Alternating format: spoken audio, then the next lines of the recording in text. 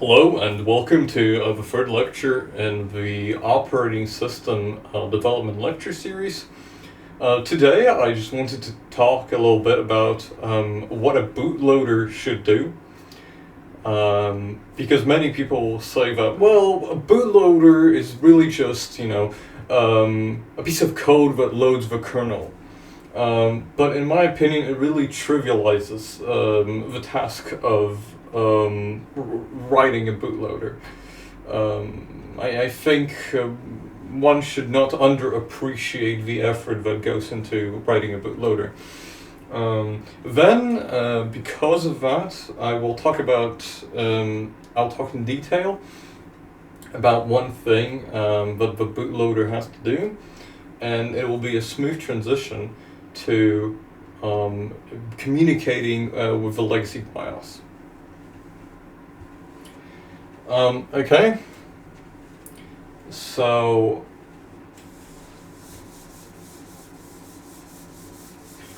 first let's talk about the main tasks of a bootloader. So aside from just loading the kernel, as the bootloader should do, the bootloader has to prepare the environment for the kernel, because obviously a lot of people want a kernel that is, for example, 64-bit. Okay, the CPU, the x86 CPU, boots in a 16-bit mode. Yeah, good luck with just placing the kernel into the RAM and jumping to those instructions. That is not going to work. So you have to obviously prepare an environment for the kernel. And this is actually one of the things that the bootloader has to do. It's actually the second thing I wanted to list, so I am going to place it with a 2, a bit unorganized. And that is going into a higher mode. I will go into detail on that one in a second. But first, I want to talk about one practical issue that will very quickly become apparent. And it is the fact that, we have, what we're executing is 510 bytes of instructions. 440 if you're trying to follow the MBR. So, because that's how much is loaded into the RAM, right? So, one thing that one must take into consideration from a practical perspective is we have to load more disk space. Especially the space where the rest of the bootloader and the kernel are contained. So, very important thing that the bootloader has to do pretty much immediately is loading disk space.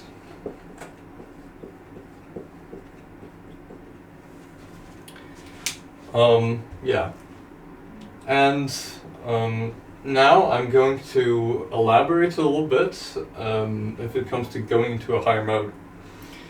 So x86-based CPUs, as many of the viewers will already know, have 3 main modes, or 4 depending whether you count Unreal mode. But the most important modes are the real mode, which is 16-bit, and this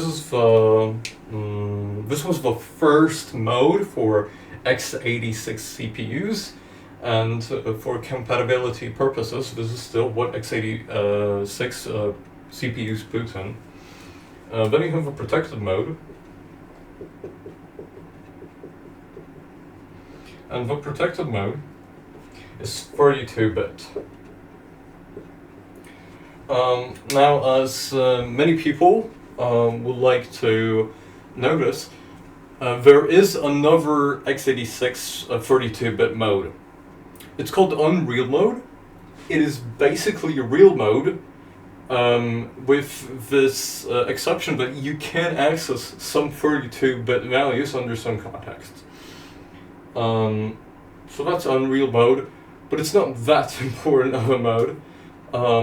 I apologize to any OS devs that I might have hurt. So I won't go into detail on that one. So we have the 32-bit protected mode, which not only is it a 32-bit mode, it also actually has, as the name suggests, protection features. One of the most important protection features in the mode is that it requires a global descriptor table, which I'll probably talk about in the next lecture. The global descriptor table basically describes some segments in memory and the different configurations pertaining to accessing those. As I said, this was very brief. I'm going to go into detail on that in the next lecture. And then there's the long mode, introduced with x86_64 or x64 architecture. Long mode, as the very creative name suggests, supports very long values, those being 64-bit. So you have the 16-bit real mode, the 32-bit protected mode, and the 64-bit long mode. Far more CPU modes. Like the Unreal mode, there's a sub-mode of protected mode called Virtual 8086 mode, which allows for 16-bit computing. But these are the main modes that you're mostly going to encounter. So you have to go into a higher mode, as your kernel is probably not going to be 16-bit nowadays.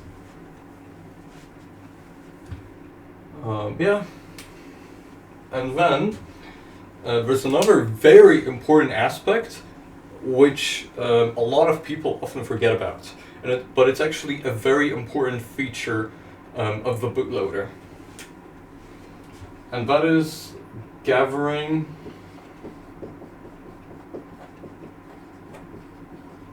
vital information. So let me explain what I mean by that. So once you're in the kernel, like a long mode kernel, you'll quickly find out that your access to hardware information can be greatly restricted. This is not good. Because, for example, if you want to draw graphics in some VESA modes, you'll probably have to draw into a linear frame buffer, and for that you need to obtain the base address of the linear frame buffer, and that is not some information that you can get from long mode. At least not in a simple way. So one task that the bootloader does that is often overlooked, but it's actually very important, is that it has to gather in very early stages of boot, like for example in real mode, a lot of hardware information. Or for example, gather CPU information with CPU ID. Those are then passed to the kernel from the bootloader. There are even standards as to how this information should be given to the kernel. The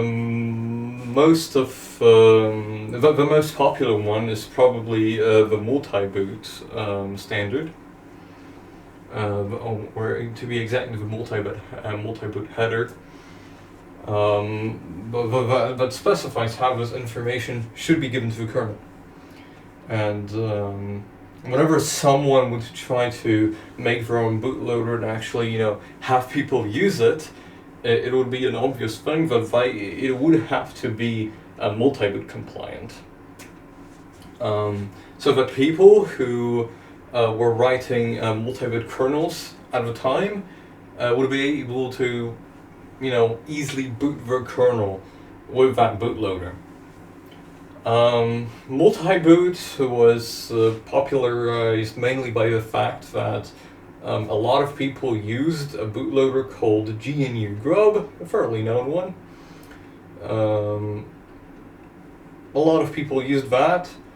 GNU Grub was, the easiest to set up with multi-boot, and then later multi-boot 2.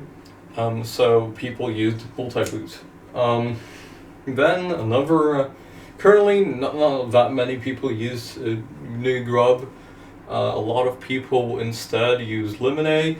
I personally have not used Limine for any larger projects, but it's a confession I have to make, because the last time I've used a pre-made bootloader for a larger project was like 3.5 years ago or something. And back then, Limine either didn't exist or was in its like very infantry. So I've gotten something booting with Limine, but again, I have not used it that much. I don't know much about Limine, sadly, but I have only heard good things about it. But yeah, when Limine was starting out, again, it was one of its main goals was, to be multi-boot compliant so that people could use it. And now, there is this custom Limine boot protocol, which back then, people migrating from Grub, they weren't really using it, but now that a lot of people are using just Limine as their OS bootloader, they'll often choose to actually not use multi-boot and use the Limine boot protocol. So that's basically the 3 main tasks that the bootloader has to do before it does this main thing that it's known for, which is actually loading the kernel to the RAM, jumping to some initialization function of the kernel.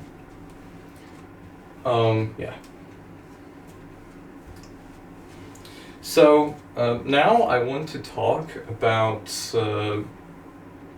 one of those 3 tasks that the bootloader has to do, loading disk space.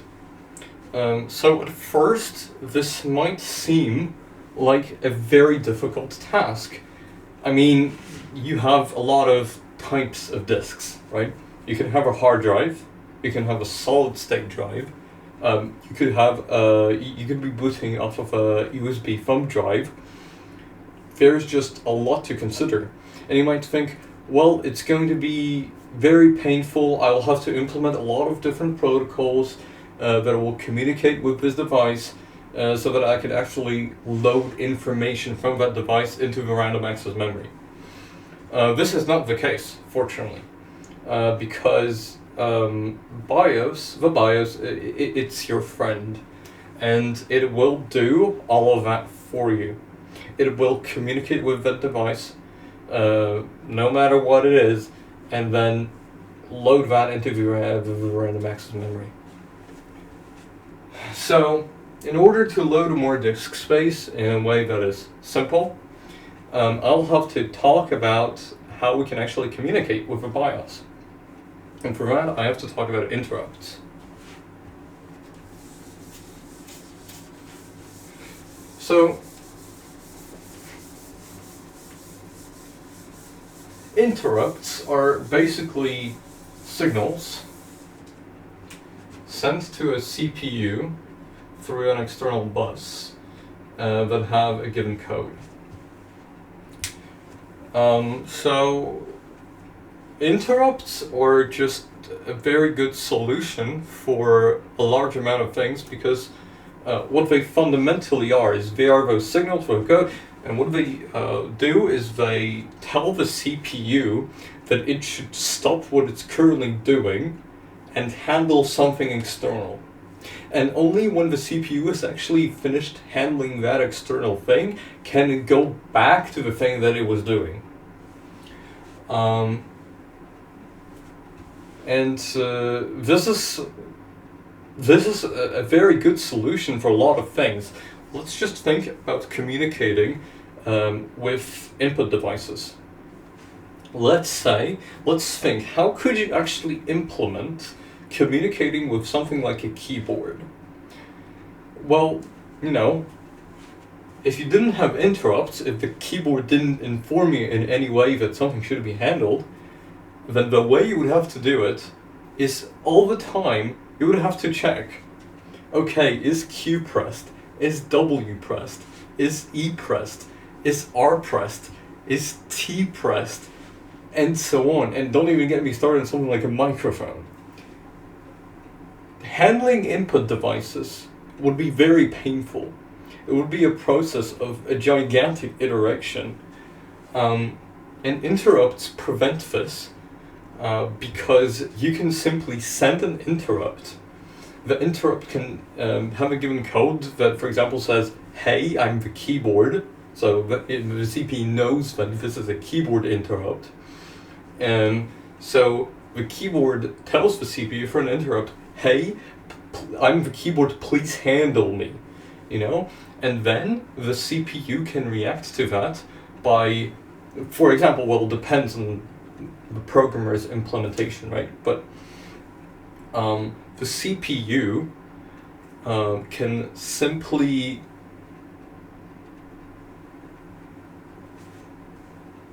read some ports, you know, that took me a long time to say. The CPU can read some ports that, for example, are assigned to the keyboard, right? And read, okay. So I know that the key K was released. Okay. Yeah. Or U or I, whatever, right? So it just knows when to handle something from the keyboard, and then it can handle it and then go back to what it was doing. So interrupts are very good for communicating with peripherals. They're also obviously very handy for communicating with different extension cards. Another example use is system calls, right? I have briefly talked about system calls in the first lecture, where I have said that they're a sort of signal from the user space to the kernel. And the easiest way, the most standard way to implement system calls is to simply send an interrupt. And a given interrupt code will be assigned a given instruction. So, for example, on the Unix-like systems, the first 4 system calls are assigned first 4 interrupt code, that being 0x00, right, hexadecimal, 0x01, 0x02, and 0x03. So 0, 1, 2, and 3 corresponding to read, write, open, close. So communicating with the VFS, the virtual file system. But there's another very handy use for interrupts, and it actually comes from the default way that interrupts are usually handled. So a CPU usually has a separate chip which functions as the interrupt controller that actually decides what should be done with those interrupts. Now, the most common such chip is the 8259 PIC, or programmable interrupt controller.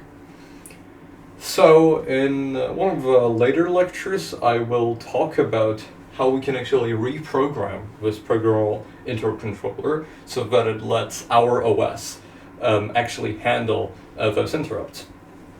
But this chip is actually very handy because it handles the interrupts by default in a very interesting way, because what it does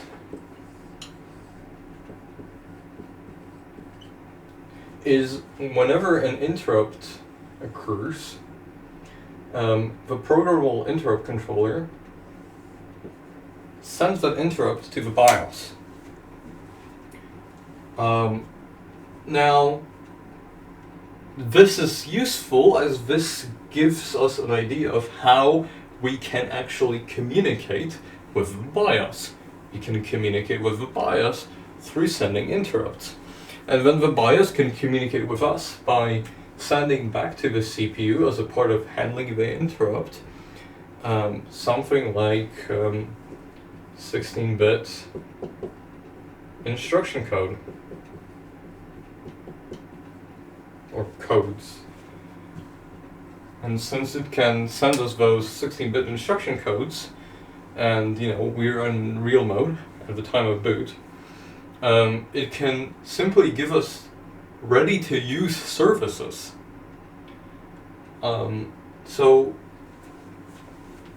this is very useful, and you have to remember that the BIOS is your friend, and you can use it to your advantage. Well, let's put it like that. So let's think about the different ways. So okay, we have this general idea. Okay, I can communicate with the BIOS using interrupts. But what can we actually send to the BIOS? Well, and by that I mean like objectively, as in the pure electrical signals. What can we actually mess with? What are the limits of what we can send to the BIOS? Well, first of all, an obvious one is the interrupt code. I mean, obviously you can inform the BIOS something with the interrupt code. Then you have a lot of capabilities through simply setting different registers.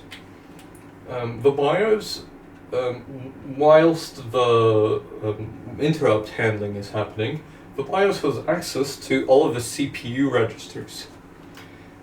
So before sending the interrupt, you can simply set some values in the registers so that the BIOS will later read those.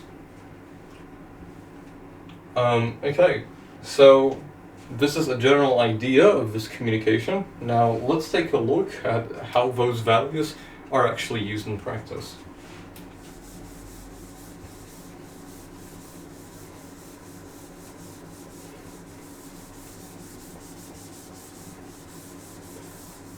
So the BIOS offers different BIOS instructions which can do different things for us. Those are organized in so-called instruction vectors. They're just lists of different instructions. And usually one instruction vector has different instructions pertaining to one topic. So for example, the hexadecimal instruction vector 10,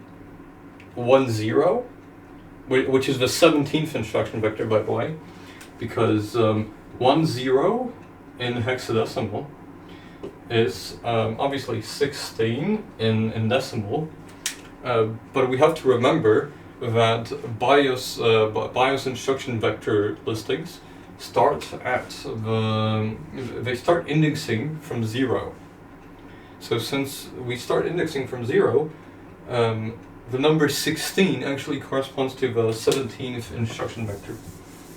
So the 17th instruction vector, as an example, handles different BIOS instructions. It has different BIOS instructions related to, for example, setting VGA video modes or displaying text in them, displaying pixels in them. So graphical stuff. Graphical instructions are mainly in the 17th instruction vector. Disk instructions related to the disk, are in the instruction vector hexadecimal 13, which should be the 19th instruction vector, because 17, or would it be the 20th? Yeah, it would be the 20th. instruction vector. We're going to use it to load more disk space, as it contains different disk operations. Right, so it has those instruction vectors. So, as an example, let's just take 0x10, the instruction vector number 17, right? As I said, this instruction vector has different graphical operations related to graphical output. So you have different instructions, right? So you would have instruction 0x00, 0x01. I'm noting it down like this, even though it's just 0, 1, and so on, obviously. It is just standard notation to write them using hexadecimal, which is why I'm doing so. But obviously, again, when you're actually programming, nobody is going to force you to use some number, some given number system. You're free to translate all those values to decimals. Just know that later it might be more difficult to deal with, because it is the standard to write those instructions and instruction vectors in hexadecimal with preceding zeros. So you would have different instructions. One that is going to be of interest to us, as an example, but also handy for early debugging, is 0x0e, the hexadecimal 0e, or just e. This is this instruction. So this is since we start indexing from 0, right? This is the 16th instruction, or 15th, right? Because e is 14, yes, if this is the 15th instruction of a 17th instruction vector, and it is displaying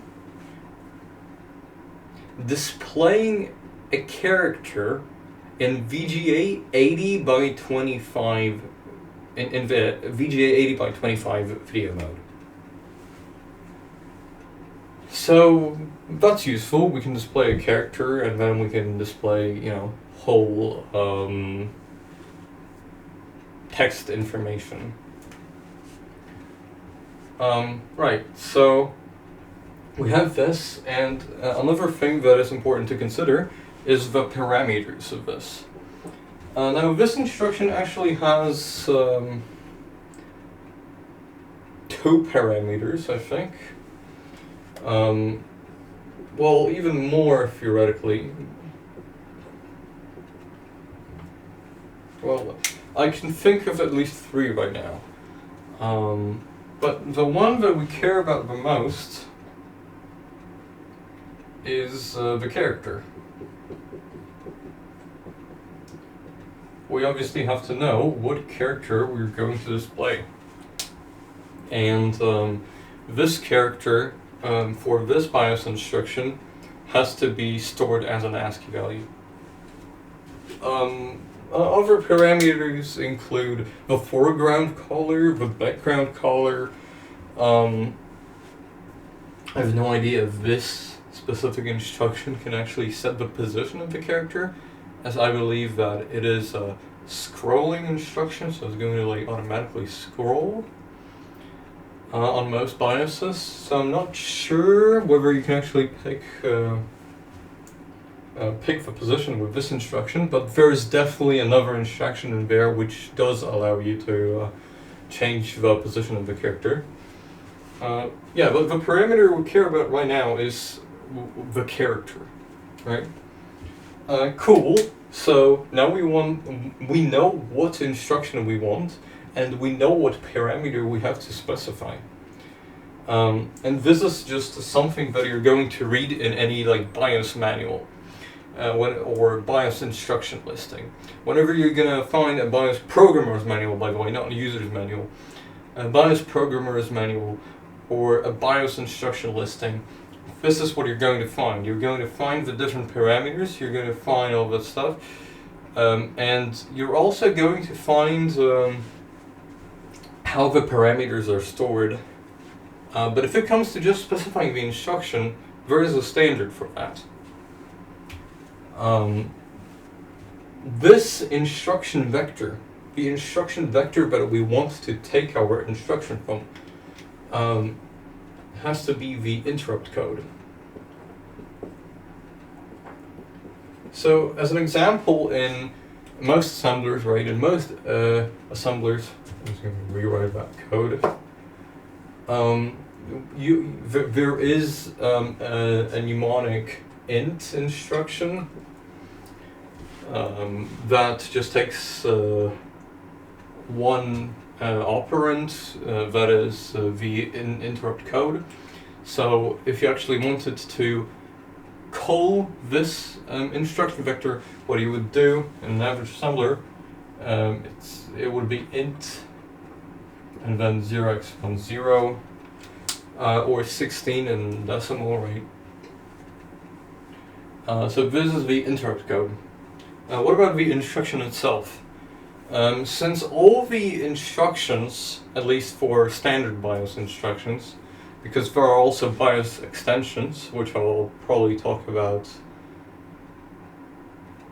in some lecture, but I don't plan on talking about it soon. I'll probably talk about it when I'll have some lectures when I go back to the bootloader, talking about some more considerations. Now that the kernel has evolved a little bit and we see what we need. But yeah, without BIOS extensions, all of those instructions, they're all maximum of a byte. So the idea is to store them in the higher A register, so AH. So the instruction number is AH, and obviously you have to set it before calling the interrupt, because calling the interrupt is the moment where the instruction is supposed to be executed. And this is when the BIOS will take a look at all the registers. So if you set the registers after calling the interrupt, it's going to look at the register values that were there beforehand. So just keep that in mind, right? So if we wanted to do it with a line of assembly code, it would most likely be move AH and then 0x0e.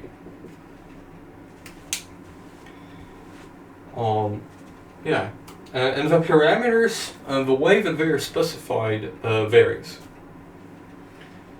And in the BIOS documentation, the BIOS instruction listing, whatever, you'll always have a specification of what are the different registers that the parameters should be stored in. Now the character for this instruction is stored in the lower A register, or AL. So you'd have to move something like 65 to AL. This is the ASCII code for the capital letter A.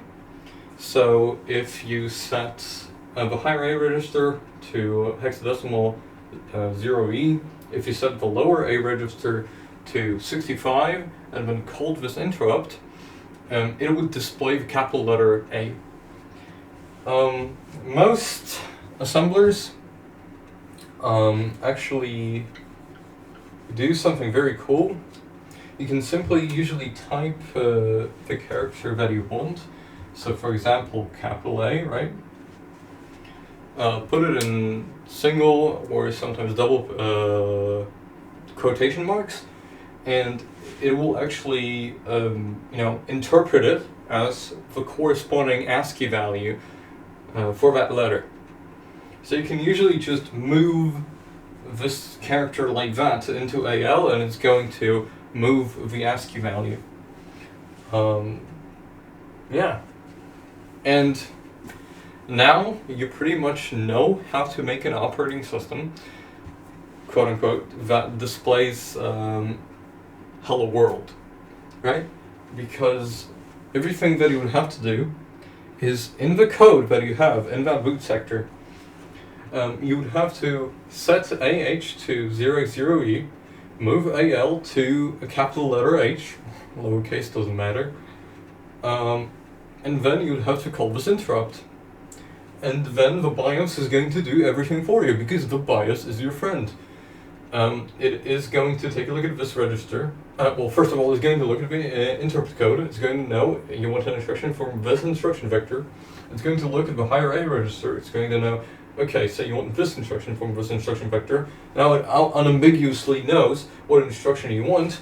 Then it's going to take a look at the parameters, and it's going to do the BIOS instruction, and that's everything. Yeah. So you first would place you would first place H in the AL register. Then you would call the interrupt. Then you would modify AL again. You don't have to modify AH.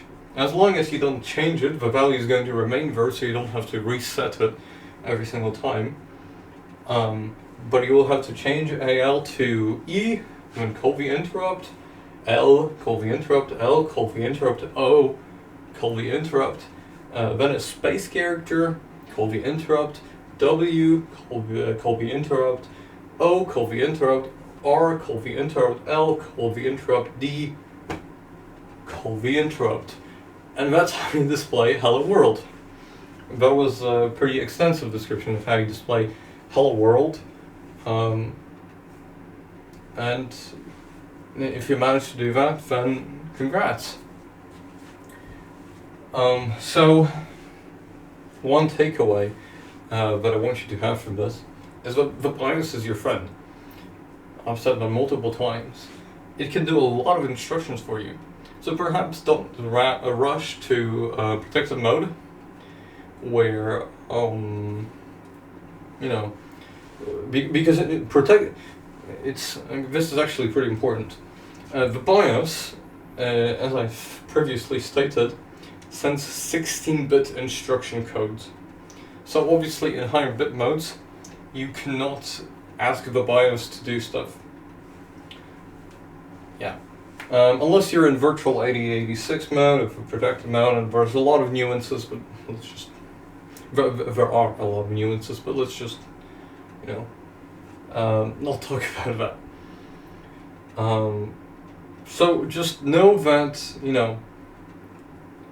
when you're still in real mode, you might not want to rush to protected mode or whatever. You can use the BIOS for a lot of stuff.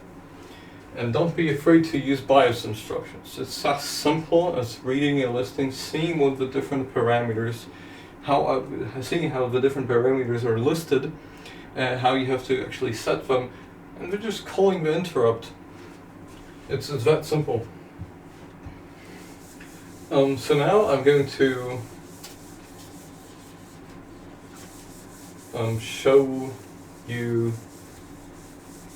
one more practical instruction that is very useful, and it's going to load more disk space for us. It will load some data off of a mass storage device and place it in the random access memory. So first, I will talk a bit about the CHS format, as I understand that some people, even experienced in computer science, might not be fully experienced with it, or might need a quick recap. So, obviously the first technology for saving information that was mass-produced was magnetic, using electromagnets to save information, right? So you'd have those regions, and depending on their polarization, you would decide whether the bit is a 1 or a 0. And that's how hard drives were built, and classical hard drive disks, or HDDs, were used for a very, very long time. So a lot of designs of different systems for interacting with mass storage devices have their roots in how a classical hard drive disk works. So I'm not an artist, but I will try to sort of visually explain the different components of a hard disk drive. So a hard drive disk has a couple plates, and in between the plates you have heads, alternatively called read-write heads, and both of the plate sides are utilized. So you have a head here, you have a head here, and you can write to both sides of the plate. So the plates rotate, and the head can move a little bit, and the head is a read-write head, and what that means is it can act as an electromagnet. So you get it, so the plates are spinning, and at a given point, you want to lower the head in order to write a given bit onto that specific place. And what you do is, what the head does is, it acts as a little electromagnet, and it switches the polarization of that region, which flips the bit, and congratulations, you've just flipped a bit. Now, it can also act as a reading device, so it can also get close and detect the current polarization, so that it can then give that to other hardware as digital information. So people were trying to make an unambiguous system of specifying a given larger, a small region of the disk. So if we take a look at a plate, that looks something like that. It is split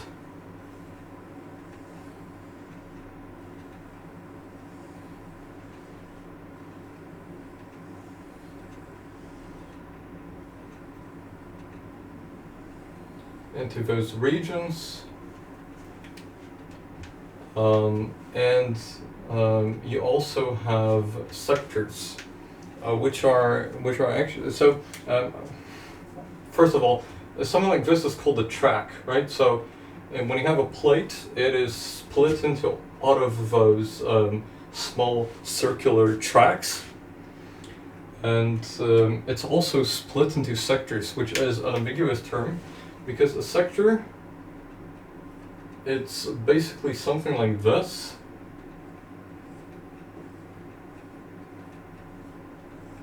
So you split it equally. Obviously, in reality, there's a lot more tracks and a lot more sectors. And the word sector can actually refer to a whole one of these, right? But it can also simply refer to a given part of the sector from a given track. And this is usually how it's used. So when you have a part of a track of a given sector, this is what is usually actually called the sector. Now, they made a standard for sectors, which said that a sector should have 4,096 different regions that can be separated from each other. In the sense that, when you actually try to polarize it with an electromagnet, there are 496 distinct regions that you can then identify as having different polarizations. This corresponds to having 496 binary bits, which is equivalent to 512 bytes, which is why usually a sector has 512 bytes. So a sector is this chunk, pretty relatively small chunk of the disk that I was talking about, and they wanted to create a system that could unambiguously show where a given sector, or what sector are we trying to, what sector do we mean? An unambiguous way to decide what sector are we actually talking about.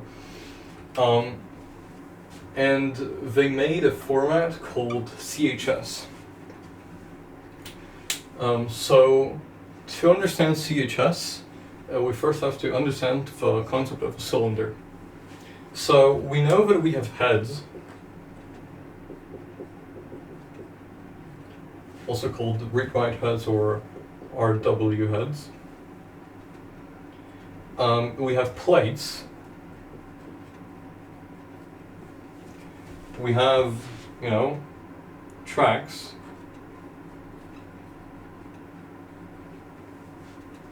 Which are, those circular regions. So it seems like we've talked about all the components, so what can a cylinder be? Well, a cylinder isn't another physical component, it's actually a collection of tracks. So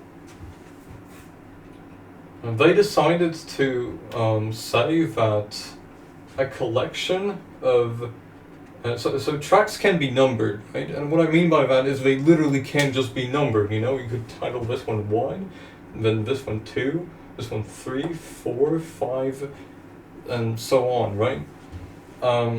And you could number it on each plate, actually each side of the plate. And since the sides of all the plates in one HDD are pretty much identical, what you can do is you could group the tracks with the same number. So, this group of tracks is called a cylinder. So a cylinder is a group of tracks, which of all the corresponding tracks in the different sides of those plates. It is actually very convenient to use this because it can generally tell you what track do you want from, well, we don't know the plate, we don't know anything yet, but we at least know what track we're going to be getting a sector from, and this is some vital information. So we could call it like THS, where the T would stand for track, but they instead wanted to insist on it being very general, because, and for the nomenclature to be correct, for track to refer to one track, and for cylinder to refer to a whole group of corresponding tracks. So this format, right, it stands for cylinder. This is the first value that you have to give. And cylinders are actually numbered, they're indexed from 0. So, this would be called track 0, track 1, right? And it would be like that on all the other sides of the plate. And then all the tracks with the number 0 would belong to cylinder 0. So that's the cylinder.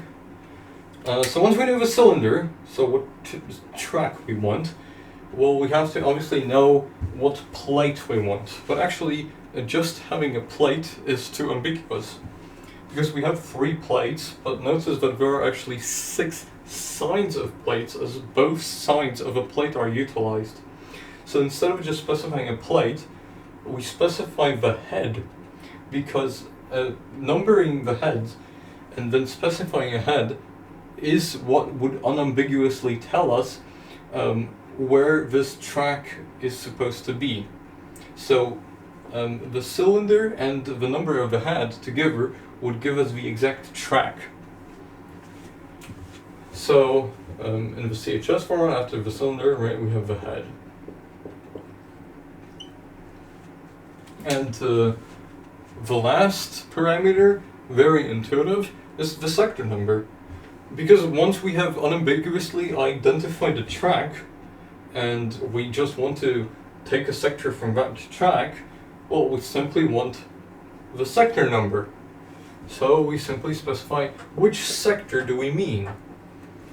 What do we in reality mean is one of those sector regions, but it helps us identify what is usually referred to as a sector, so a region of the sector from a given track. So cylinder head sector, if it comes to indexing, as I've pointed out, indexing cylinders starts from 0. Indexing heads start from 0 as well. Sectors are a bit strange. I still have friends who had a lot of confusion. They wondered why their software does not work when it used CHS, because the cylinders and heads are indexed from 0, but sectors are actually indexed from 1. And this is very important to note. So just remember that this the sector number is indexed from 1, unlike the cylinder and the head. So CHS is a format which allows us to identify a sector. Okay, that's great. One problem is that it is not logical, in the sense that it highly depends on the physical way that an HDD is built. So there are standards for CHS for devices that don't actually physically have all of those components. So the standard for devices which are not HDDs, obviously when you have HDDs, you would just reference the way that it's physically built, which also has standards, or at least often tries to emulate this standard which I'm going to show.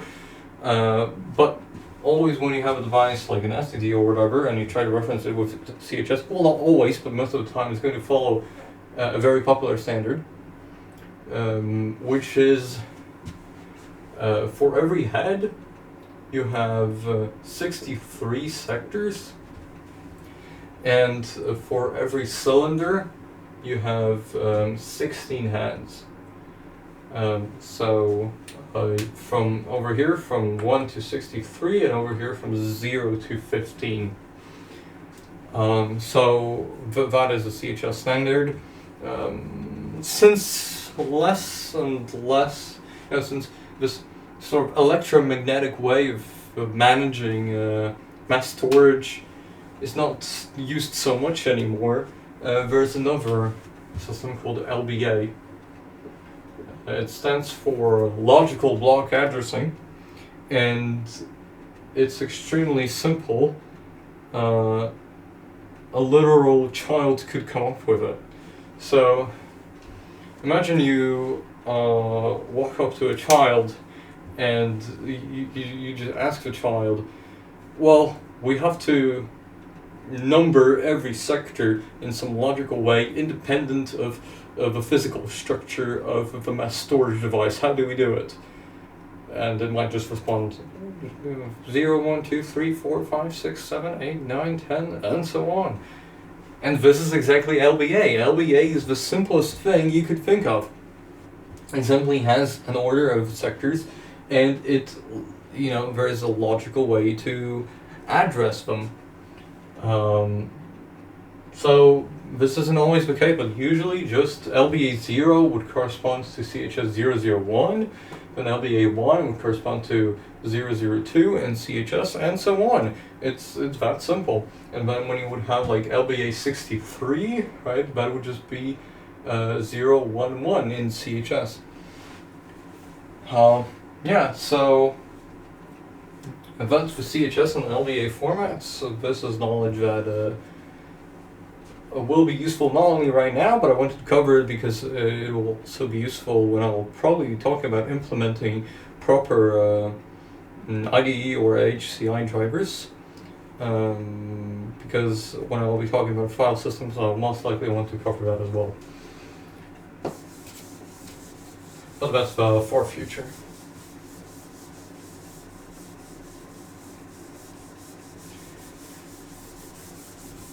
Right, now that we know CHS, I can actually talk about this BIOS instruction. So as I've said, the interrupt or instruction vector, so I'm just going to say instruction vector for operations related to the disk is 0x13. Now the exact instruction that I'm going to be using is the instruction 0x02. So now we know that the instruction for loading some sectors from a storage device to the random access memory is this instruction. So we know that this is going to be our AH register. This is going to be our interrupt code. Now let's take a look at the parameters.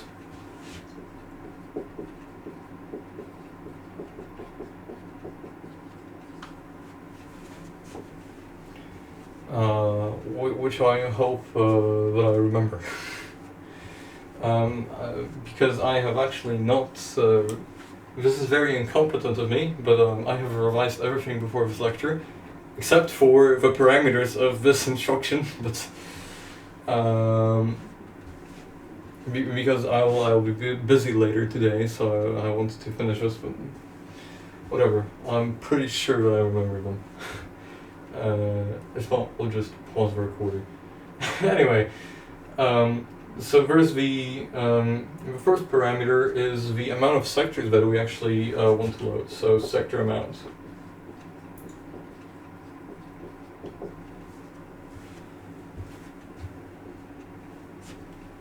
So the sector amount for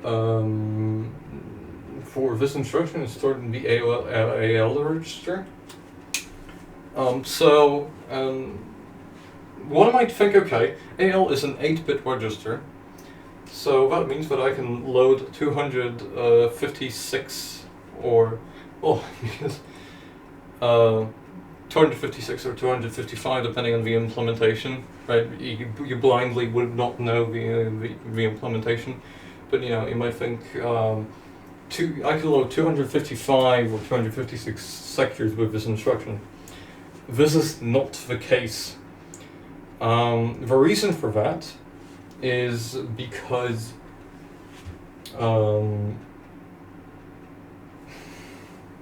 I have to talk about real mode addressing. So again, many of you are going to know this, but quick recap won't hurt. So real mode addressing.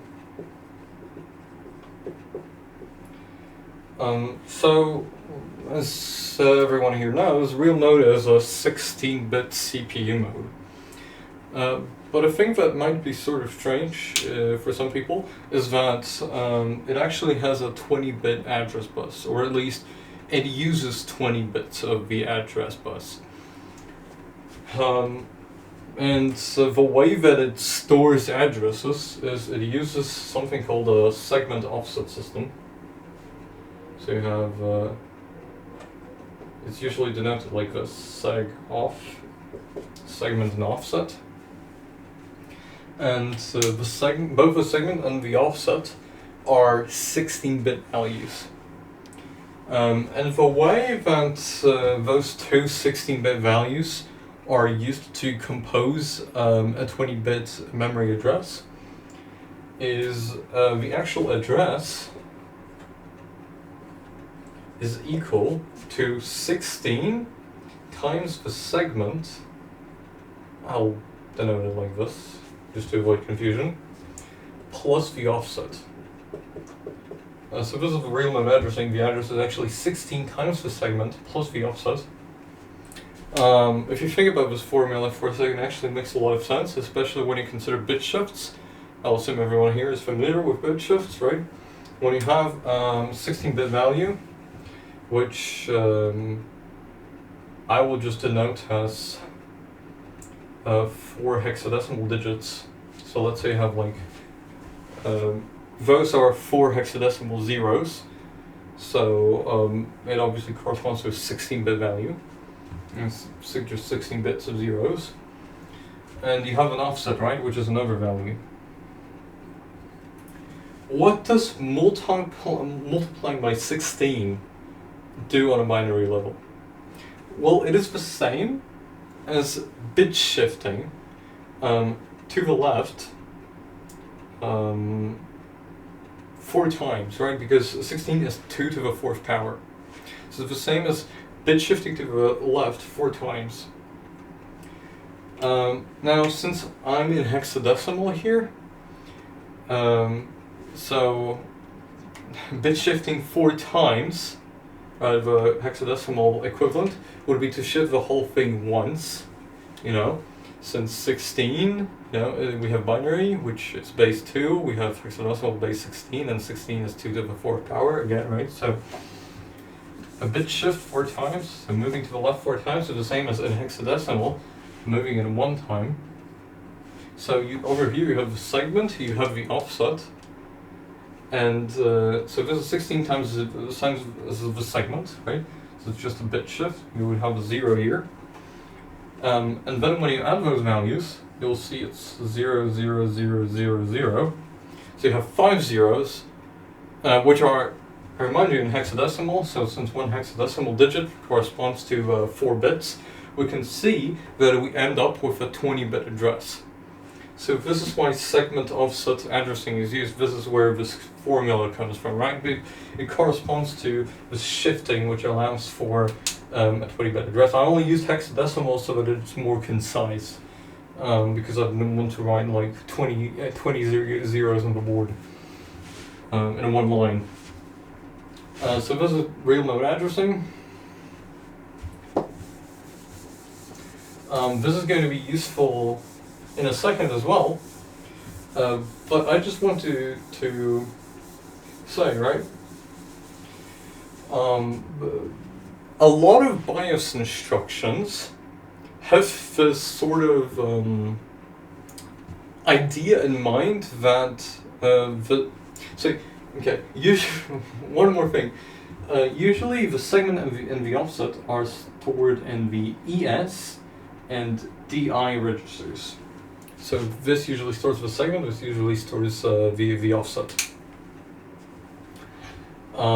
And ES is a very protected and important register in many contexts. And because of that, you can't even set ES directly. This is just an example, right? So you would need, if you want to, for example, set the segment in some instruction, right, to be some value, you can't just put it in the ES register with a move instruction. You would have to move this value into, for example, AX, and then move the value from AX to ES. So ES is the sort of strange register. And a lot of BIOS instructions go under this philosophy that this register really shouldn't be touched. So the only value that it even potentially allows it to modify, but usually doesn't modify it, but just keeps itself in the limit of, is the DI value. So one big consequence for programmers of this philosophy is that despite real mode using 20-bit addressing, most instructions will restrict you in some sense to 16-bit addressing at a given time. Now, this 16-bit addressing might correspond to different values depending on the previous value on the ES register, but you can only address that much address space at a given time. So now that we understand real mode addressing, it is important to understand why we cannot load 255 sectors with this instruction. So bring out a calculator and compute right now on the calculator or sheet of paper, whatever you want. Compute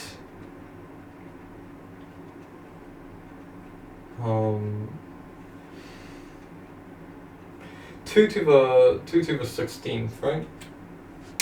Get the address space.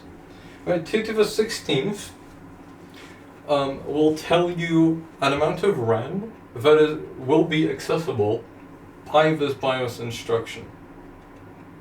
Okay, and now let's say we want to load 255 sectors. So we know that one sector is 512 bytes. Oh right, one address obviously corresponds to 1 byte. So this is the amount of addressable space in bytes, obviously, right? 2 to the 16th. Because it's the amount of addresses and one address is full byte. So we have 512 bytes, that's one sector. And let's say we want to load 255 of those. So one thing that you'll see on the calculator is that this value is greater than 2 to the 16th. And this is very inconvenient. I mean, I could even do a sort of logical, I mean, take 512, that's 2 to the 9th, right? 2 to the 9th.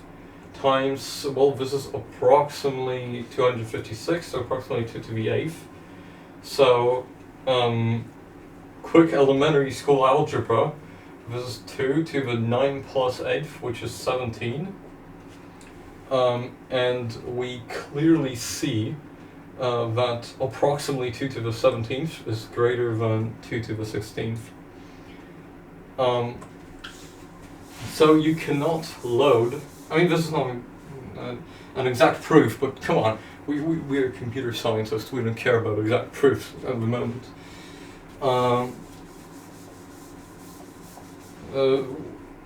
When I do mathematics, I care about rigor. When I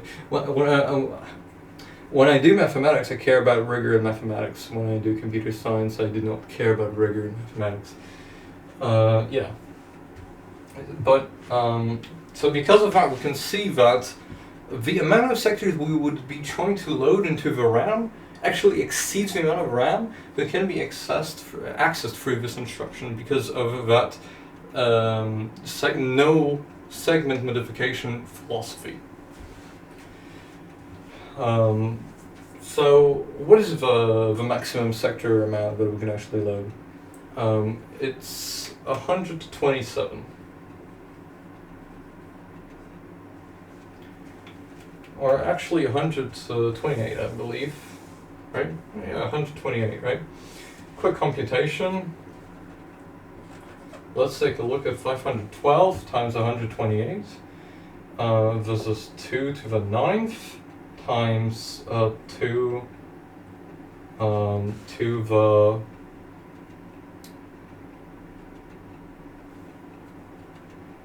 seventh. Right, and this is 2 to the 16th. which is exactly how much addressable space we have. Cool. So, 128 is the maximum amount you can place in AL. Anything higher than that will crash the instruction. Well, the crash, I just mean it probably won't want to be properly executed and just do nothing. But either way, just remember that with a sector map, you cannot exceed the number 128. You can see the mouse. So that's the sector amount. Another important parameter is obviously where do we want to load this. So RAM address of where we actually want to place all of this, the address of the so-called buffer, and it's given in the segment offset form in ES and DI registers. ES should be 0 by default. If you want to set it, then you can just remember that you should do it before setting AL and AH. If you want to do it with VA, well, if you're going to use the AX register, right? The point is just, to set the ES register, you have to move a value from a different register that you've set before. And be sure that it doesn't mess up something that you might have set up earlier. Is still going to be necessary. Yeah, so that's the RAM address, and I just wanted to address one thing. It's not that you can just load 128 sectors and that's it. You can load more. You can load more sectors into the RAM using the BIOS if you want to. It probably shouldn't be necessary the moment you have a proper driver that actually opens and closes files, proper VFS, but you can actually load more. You just have to modify the ES register and load 128 sectors at a time because of this philosophy. But generally, you have 20 bits of address space, so you're free to use it. Yeah. So another important parameter is obviously where is the first sector that we want to load, right? And this is given by CHS value, right? So this is the CHS of what we actually want to load. And the CHS is stored in CH, DH, and then CL. I've probably not messed that up. Yeah, so the standard CHS, you have to set the first value in the higher C register, then the head value in the DH register, and then the sector value in the CL register. Considering that you're going to be loading this in the moment you're going to be, it's probably going to be the first thing that you're going to do, unless you're going to display some bug messages or whatever. Loading more disk space is probably the first thing that you're going to do. So you only have the boot sector loaded, and the boot sector obviously has CHS 001. Right, because it's the first sector. So actually, what you will want to set this value to when you actually want to load the first sector after the boot sector is 002. So you would set the higher C register to 0, the higher D register to 0, and then the lower C register to 2. That's most likely what you're going to do. I should also mention a similar practical thing if it comes to the RAM address. Yeah, so you don't really have to worry about a yes because it's most likely going to be 0 by default. if it comes to the DI register, I would recommend setting it to either 0x7E00 or hexadecimal 8000. So 8000. One of these values. The reason I recommend this value is because it's the first three. It's the first free random access memory address after where the boot sector was loaded, right? Because as we know, the BIOS loads the boot sector at the RAM address 7C00. And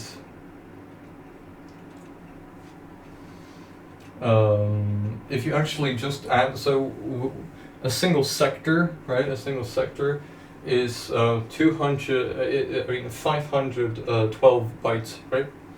So in hexadecimal, that's going to be 200, right? Because if you consider powers of 16, this would be 16 to the 0th power, so 1. This is just 16. This is 16 times 16. Let's just use a standard algorithm. So 6, 3, that's 9. I hope I'm not going to embarrass myself. 6, 1. So that's 6, 2, and then 9 plus 6 is 15, right? I did the carry. So that's 256. So this place is 256. Times 2, that's 512. So that checks out. Then we could perform the same just addition algorithm, right? 0 plus 0, 0 plus 0, obviously 0. Then we have 2 plus C, so we start to C of D, then E, and we keep the 0 as you just would have an addition of 0 and there's no carry. That was a very extensive explanation of how you can arrive at 7E00. So it's just the next free sector after where the boot sector was loaded. So I either recommend setting the DI register to the hexadecimal value 7E00 or alternatively 8000. The reason I can recommend this one is because a lot of toolchains, especially the GNU toolchain, will actually assume that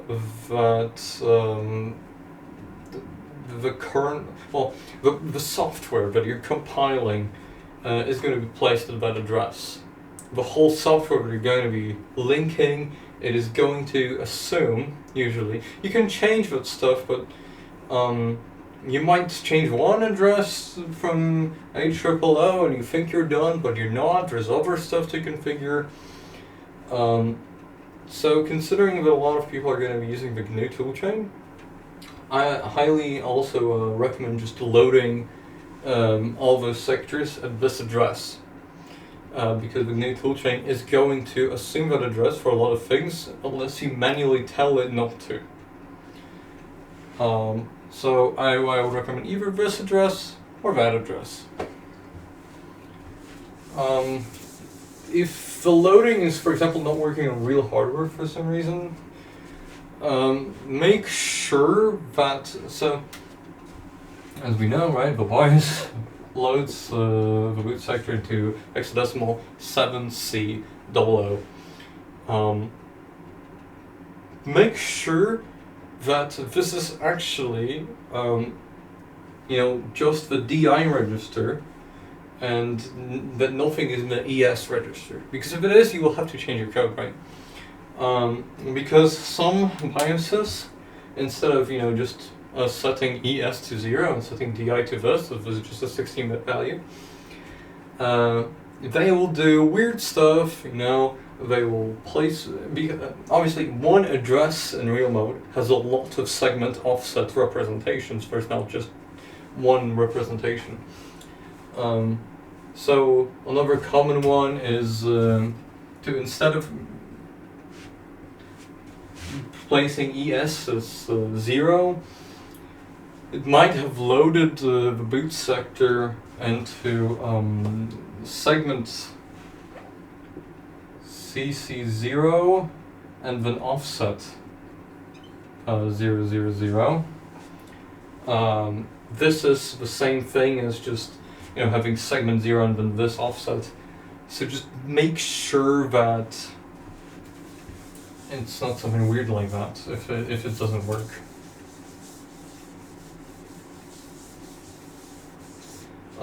Make sure to reset the ES register if something is not functioning well. Yeah, and one parameter which people don't talk about that often is the disk signature or disk number. So this is stored in the DL register, and this is simply sort of way to later identify this as the disk and make sure we're reading the correct disk. So upon boot, the DL register is set to the disk number of the disk that the boot sector was loaded from. So if we have not changed the D register in any sort of way, then we shouldn't worry about this. But just in case something happens to the D register or whatever, some people, what they do is they store the DL in just some region in the boot sector, right? They just define a single byte, they give the value DL to that byte, they save that value, right, and then they retrieve this value before calling this interrupt, just in case. If loading doesn't work and you're troubleshooting for what potentially might have gone wrong, then you might want to try the solution. Usually you don't have to care about the DL register, and you don't have to care about its contents. Yeah, and I think that's actually everything. So this is the instruction vector, so the interrupt code that you have to call at the end after you've set all the register values. The instruction is the third instruction of this instruction vector, so 002, it's going to start from 0. This has to be the higher A register, just like with any other BIOS instruction. The parameters, the sector amount, a maximum of 128, right? The RAM address of where it's going to be actually loaded, given as a segment offset system in the ES and DI registers. CHS given in CH, DH, and CL respectively, most likely going to be 002, and the disk number, just in case.